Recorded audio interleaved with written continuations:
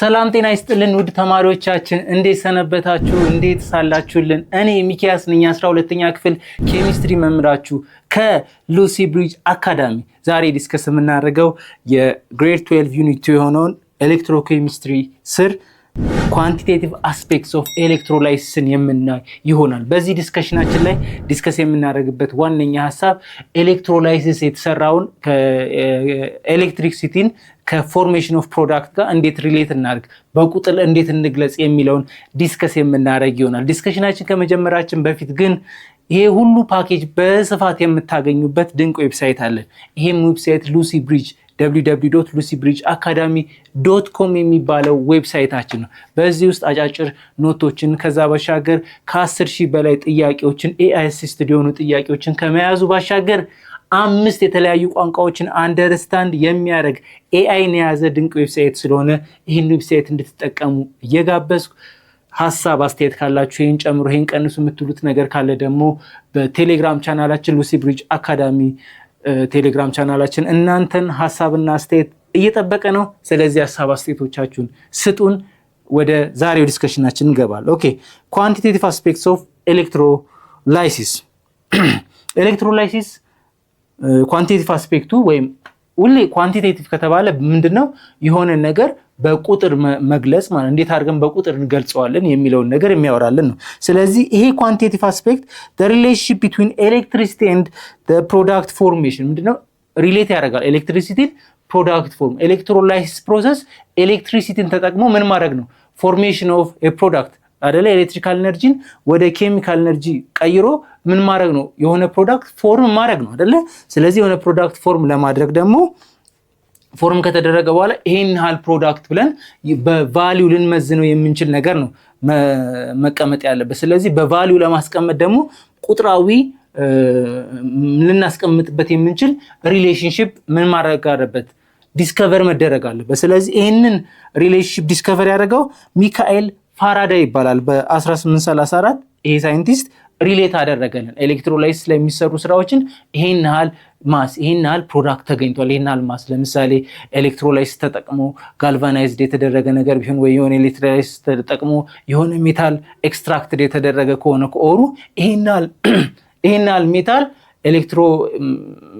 በኤሌክትሮላይሲስ መሰረት ተመርቷል ብሎ ለማወቅ የሚያስችለን ሪሌሽንሺፕ ወይም ፎርሙላ ዲራይቭ አድርጎልናል ማለት ኤሌክትሮላይሲስ can be analyzed to calculate the mass of substance ምን ያደርግልናል calculate the mass of substance deposit or liberate at the electrode ኤሌክትሮዱ ላይ ዲፖዚት የሚሆነውን ማስ ወይም ከኤሌክትሮዱ ላይብሬት የሚሆነውን ማስ ምን ማድረግ ቻልን በዚህ ሪሌሽንሺፕ ኤሌክትሮ በፋራዳይ ሚካኤል ፋራዳይ በሰራው ፎርሙሌሽን ምን አደረግን ማሱን ምን ያህል ዲፖዚት ሆነ ኤሌክትሮዱ ላይ እንዳልኳችሁ ወይ ኤሌክትሮዶቹ ላይ ነው አይደለ ዲፖዚት ወይ ካቶዱ ላይ ወይ ደግሞ አኖዱ ላይ ነው አይደለ ዲፖዚት የሚሆነው ስለዚህ አኖዱ ላይ ምን ያህል ዲፖዚት ሆነ አኖዱ ላይ ዲፖዚት ሆነ ማለት ደግሞ ከካቶዱ ተነስቷል ማለት ነው አይደለ ወይ ወጥቷል ማለት ነው አይደለ ካቶዱ ላይ ደግሞ ምን ያህል ላይብሬት አደረገ የሚለው ወይም ከካቶዱ ምን ያህል ሄደ የሚለው በቁጥራዊ መልኩ ልናስቀምጥበት የምንችለውን ሪሌሽንሺፕ ነው ያስቀምጣል ማለት ስለዚህ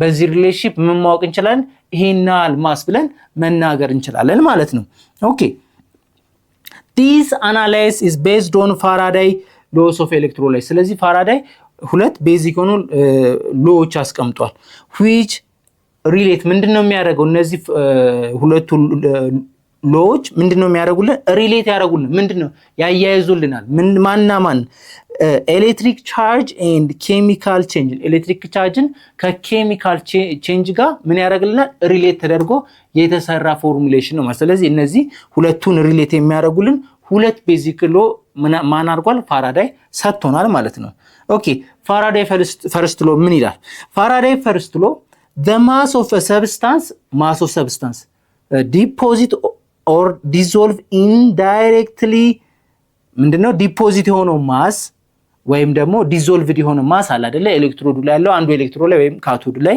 ወይም አኖዱ ላይ ዲፖዚት የሆነው ወይም ዲዞልቭድ የሆነው ማሱ directly proportional to the quantity of electricity Q ከማጋ ዳይሬክትሊ ፕሮፖርሽናል ነው ከማሱ ጋር። ምን ማለት ነው? ወይን ኳንቲቲ ኦፍ ኤሌክትሪሲቲ ሲጨምር ማስም አብሮ ይጨምራል። ኳንቲቲ ኦፍ ኤሌክትሪሲቲ በቀነሰ ቁጥር ማስም አብሮ ምን ያደርጋል? ይቀንሳል እያለን ነው ማለት ነው ሪሌሽንሺፓቸው። ኦኬ በማቴማቲካል ሲቀመጥ ይሄ ኮንስታንት ከሆነ እቺ ኮንስታንት ኢኳል ቱ እቺኛዋ ኮንስታንት ወይም ዳይሬክትሊ ፕሮፖርሽናል የምትባለው ኢኳል ቱ ታይምስ ኬ ናት which is k is equal to z ሆነች። በዜድ አስቀምጣት ዜድ አደረጋት።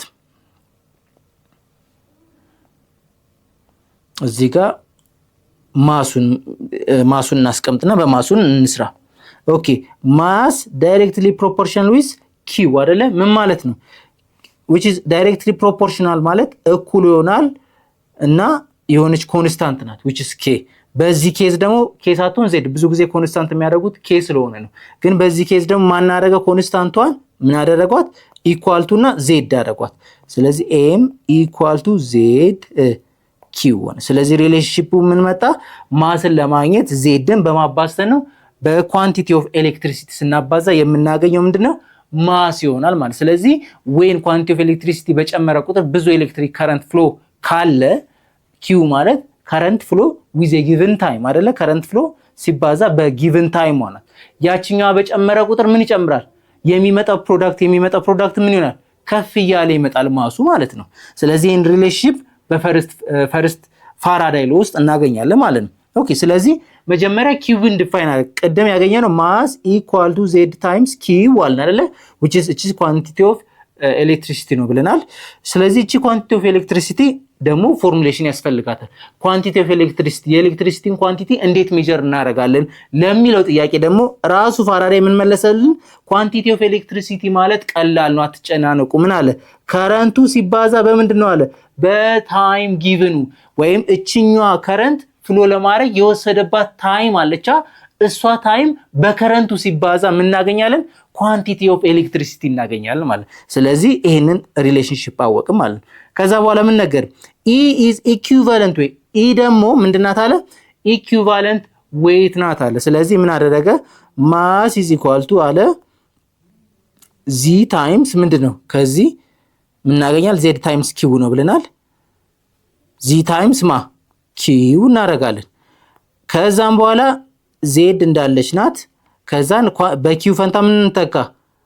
it አይደለ? እንችላለን። ምክንያቱም q equal to it ብለን ሪፕሌስ አድርገን ወይም q ከረንሲ ባዛ በጊቭን ታይም እንደሆነ ስለተነጋገርን ምን ማድረግ እንችላለን? i times t ማድረግ እንችላለን። ከዛም በኋላ ዜድን ደግሞ ሌላ ሪሌሽንሺፕ ሰጣ። ዜድ ማለት ደግሞ ምንድናት አለ? e ኦቨር ፋራድ ናት። በዜድ ፈንታ ምን እንተካለን? e ኦቨር ፋራድ ታይምስ it እናደርጋለን። ስለዚህ ይሄን ሪሌሽንሺፕ መሰረት ማሱን ማግኘት ቻልን ማለት ነው። ስለዚህ እቺኛዋ ዜድ ተብላ መጀመሪያ የተጠራችው ኮንስታንቷ ማናት? ኢ ናት። ኢኩቫለንት ዌይት ሲካፈል ለፋራድ ለአንድ ፋራድ ማለት ነው። በአንድ ፋራድ ስናደርገው የምናገኘው ምንድነው? ዜዷን ይሆናል ማለት። ስለዚህ የዜድና ዜዱ ከኢኩቫለንት ዌይቱ ሲካፈል ለፋራድ እንደሆነ ነገረን ማለት ነው። ስለዚህ ማስን ለማግኘት ምንድነው የምናደርገው? ኢኩቫለንት ዌይትን ኦቨር ፋራድን በመማባዛት በከረንትና በታይሙ ስናባዛ የምናገኘው ምንድነው? ማሷ የማ ዲፖዚት ወይም ላይብሬት ከኤሌክትሮዱ ላይ እንዴት ላይብሬት የሚያደርገውን በኤግዛምፕል በደንብ እናያለን። ግን ዲፖዚት ኤሌክትሮዶች ሁለት ኤሌክትሮድ ነው የሚኖረው አይደለ? ኤሌክትሮላይስ ላይ ካቶድ እና አኖድ ነው የሚኖረው አይደለ? ስለዚህ ካቶዱ ላይ which is አናይን ከሆነ ፍሎ ወይም ኤሌክትሮን ጌን ካደረገ ምንድነው? አናይን ነው ኤሌክትሮን ጌን የሚያደርግ ኤሌክትሮን የሚወስድ ኦክሲዴሽን ነምበሩ እየቀነሰ ከሄደ ይሄን ምንድነው? ሬዲዩስ ያደረገ አናይን ነው አይደለ? ሬዲዩስ ካደረገ ካታይን ነው አይደለ? ካታይን ደግሞ የት ነው የሚቀመጠው ብለናል? ካቶድ ውስጥ። ኤሌክትሮን ደግሞ ከሰጠስ ምንድነው? ኤሌክትሮን ከሰጠ ደግሞ ኦክሲዳይዝ አድርጓል። ኦክሲዴሽን ነምበሩ ምን ያደርጋል? ይጨምራል። ኦክሲዴሽን ነምበሩ የጨመረ ደግሞ ምንድነው ብለናል? አናይን ነው አይደለ? አናይኖች ደግሞ የት ነው የሚጠራቀሙት? አኖድ ውስጥ። ይሄንን ማስተዋል አለባችሁ። ሁሌ ካታይን የት ይቀመጣል? ካቶድ ውስጥ ነው የሚቀመጠው። አናይን ደግሞ ምን ውስጥ ነው የሚቀመጠው? አኖድ ውስጥ ነው የሚቀመጠው። ስለዚህ ይሄንን ፕሮሰስ አልፈው ምን ያደርጋሉ? ዲፖዚት ይሆናል። አንዱ ጋር ዲፖዚት ካደረገ ደግሞ አንዱ ጋር ምን አድርጓል? ላይብሬት አድርጓል ወይም ከአንዱ ጋር ተነስቶ ሄደዋል ማለት ነው። አንዱ ጋር ከተከመረ ወይም ከተከማቸ ለምሳሌ ካቶዱ ላይ እየተከማቸ ከሆነ ከምን ሄዷል ማለት ነው?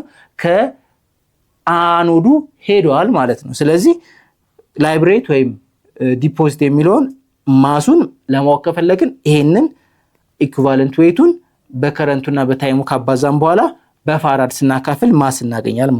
ፋራድ ኢኳል ቱ 96500 ኩሎም ፐር ሞል። ፋራድ ማለት ምን ማለት ነው?